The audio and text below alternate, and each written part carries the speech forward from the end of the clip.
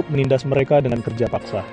Mereka membangun bagi Firaun kota-kota perbekalan, yaitu Pitom dan Ramses. Tetapi makin ditindas, makin bertambah banyak dan berkembanglah mereka, sehingga orang Mesir menjadi takut kepada Bani Israel. Maka dengan bengis, orang Mesir memaksa Bani Israel bekerja, dan membuat getir hidup mereka dalam perhambaan yang berat.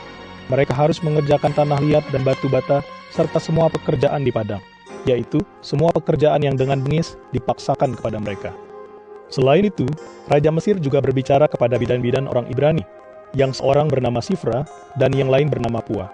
Katanya, "Ketika kamu membidani perempuan Ibrani, awasilah mereka di tempat persalinan. Jika anak yang mereka lahirkan laki-laki, maka kamu harus membunuh anak itu. Tetapi jika anak itu perempuan, biarkan anak itu hidup."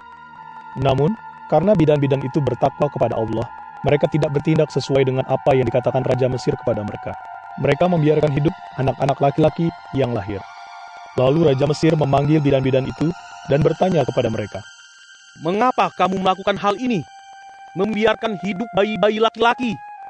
Jawab bidan-bidan itu kepada Firaun, Karena perempuan Ibrani tidak seperti perempuan Mesir. Mereka lebih kuat. Sebelum bidan datang, mereka sudah melahirkan. Maka Allah berbuat baik terhadap bidan-bidan itu, dan bangsa itu bertambah banyak dan menjadi sangat kuat.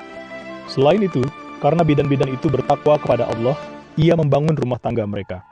Lalu Firaun memberi perintah kepada seluruh rakyatnya demikian, "Semua anak laki-laki yang lahir bagi orang Ibrani harus kamu buang ke sungai Nil.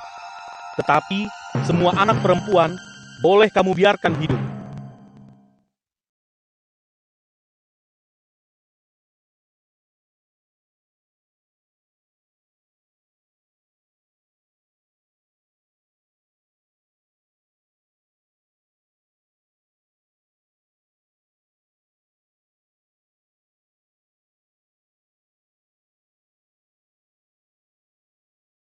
Keluaran pasal 2. Ada seorang laki-laki dari kaum keturunan Lewi yang memperistri seorang perempuan suku Lewi. Perempuan itu kemudian mengandung, lalu melahirkan seorang anak laki-laki. Ketika ia melihat bahwa bayi itu elok, ia menyembunyikannya 3 bulan lamanya.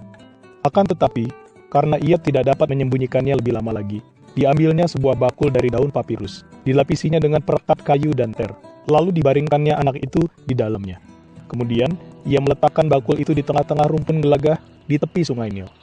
Kakak perempuan anak itu berdiri agak jauh dari situ untuk mengetahui apa yang akan terjadi dengan adiknya.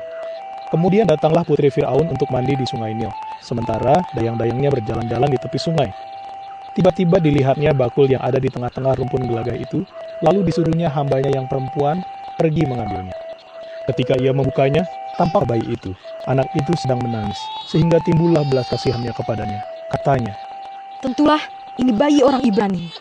kemudian kakak anak itu bertanya kepada putri Firaun, "Bolehkah hamba pergi memanggilkan bagi tuan putri seorang inang penyusu dari perempuan Ibrani untuk menyusui bayi ini bagi tuan putri?"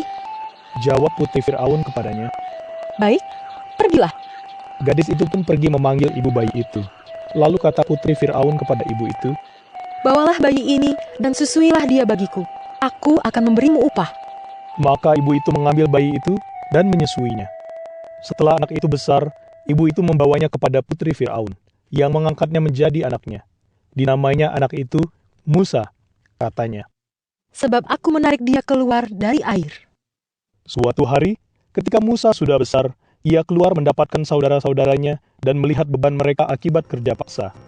Lalu dilihatnya seorang Mesir memukuli seorang Ibrani, salah satu dari saudara-saudaranya itu.